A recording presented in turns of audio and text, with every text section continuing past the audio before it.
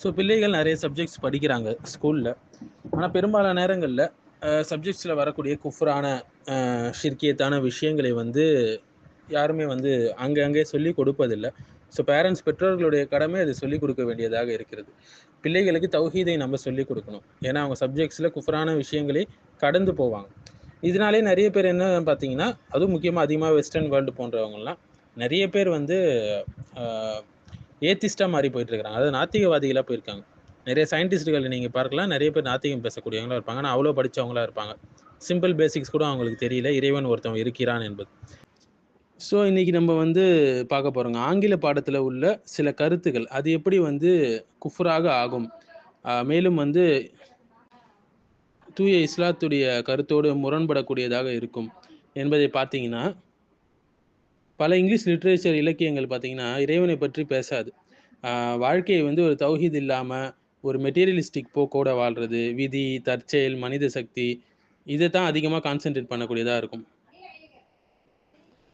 So இறைவனை மறுத்து நம்பினால் இந்த இடத்துல அது குஃப்ராக மாறும். ஸோ இஸ்லாம் சொல்லக்கூடிய விஷயம் என்னங்க, அல்லாஹ் தான் எல்லா காரியங்களையும் நடத்துகிறான், அவனுடைய நாட்டம் இல்லாமல் எதுவுமே நடக்காது என்பதுதான்.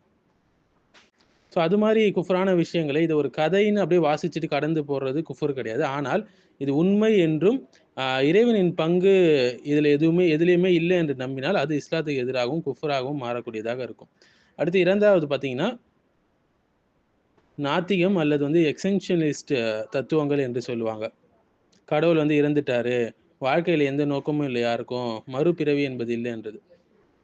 ஆனால் இஸ்லாம் சொல்லக்கூடியது பாருங்க, வாழ்க்கையை ஒரு நோக்கத்துடன் அல்லாஹ் வந்து உருவாக்கியிருக்கான். 51வது அத்தியாயம் 56வது வசனம், மறுமை என்பது உள்ளது என்று இஸ்லாம் வந்து போதிக்கக்கூடியதாக இருக்கு. ஸோ இத்தகைய கருத்துக்களை வாசிப்பது, புரிந்து கொள்வது குஃப்ராக ஆகாது. ஆனால் அதை நம்பி வாழ்வியல் தத்துவமாக ஒருத்தர் ஏற்றுக்கொள்றாருன்னா அந்த இடத்துல அது வந்து குஃப்ராக மாறும்.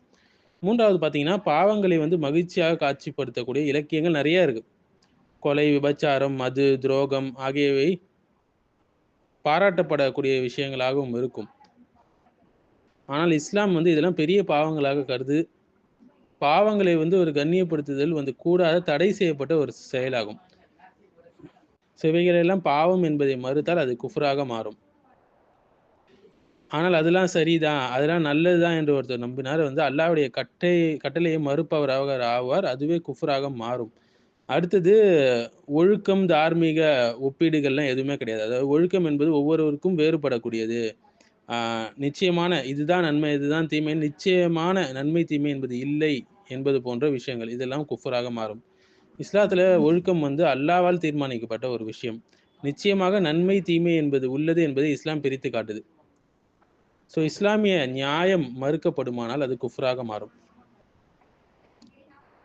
ஸோ முழுமையாக மனிதன் தான் ஒழுக்கத்தை தீர்மானிக்கிறான் என்று நம்புறது வந்து அல்லாஹ்வுடைய சட்டத்தை மறுத்தலாகவும் குஃப்ராகவும் அது மாறிவிடும். அடுத்த 5வது விஷயம் வந்து ரிலீஜியஸ் ப்ளூரலிசம் என்று சொல்லுவாங்க, மத சமத்துவ கொள்கை என்று சொல்லுவாங்க.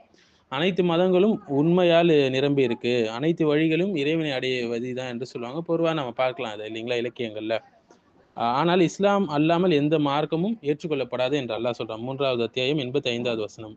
அதை ஆம் என்று நம்பினால் இது போன்ற விஷயங்களை குஃப்ராக மாறும். எது என்றால் எதை ஆம் என்று நம்புவது? மற்ற மதங்களை மதிப்பது, ஒற்றுமை கடைபிடிப்பது, இதெல்லாம் முக்கியம்தான். ஆனால் அவையெல்லாம் உண்மை என்று நம்புவது, இஸ்லாத்துடைய யதார்த்தத்தை மறுப்பது என்பது போல அவர் நாடினால்னா அது நேரடி குஃபருக்கு வழிவகுக்கக்கூடியதாக இருக்கும். ஸோ ஆங்கில பாடம் என்பது ஒரு கருவிதான். அதில் வரக்கூடிய சில தத்துவங்கள், சில புனை கதைகள் இஸ்லாத்துக்கு எதிரான குஃப்ரான நம்பிக்கைகளாக அது கொண்டு இருக்கும் சில நேரங்களில். ஸோ இது வந்து வாசிப்பதற்கு புரிவதற்கு பிரச்சனை இல்லை. ஆனால் அவற்றை உண்மை என்று ஏற்றுக்கொள்வது தான் குஃபர் என்பதற்கு தள்ளக்கூடிய ஒரு விஷயமாக இருக்கு. ஸோ கல்வி என்பது ஒரு பயணம் தான், ஆனால் ஈமான் என்பது நம்மளுடைய வாழ்க்கையுடைய முக்கிய அடிப்படை. ஸோ அந்த செக்குலர் வேர்ல்டு வியூ லிட்ரேச்சரில், அப்புறம் ஏத்திஸ்டிக், அப்புறம் எக்ஸென்ஷியலிஸ்ட் ஃபிலாசபி ஆகட்டும், குளோரிஃபிகேஷன் ஆகட்டும், சின் அதாவது பாவங்களை, அடுத்தது மாரல் ரிலேட்டிவிசம் ஆகட்டும், அடுத்தது ப்ரொமோஷன் ஆஃப் ரிலீஜியஸ் ப்ளூரலிசம் ஆகட்டும். So reading such kind of works வந்து கிரிட்டிக்கலாக இஸ் நாட் அ குஃபர், but believing it or promoting a world view whereas Allah has no role in life can lead to a kufr belief.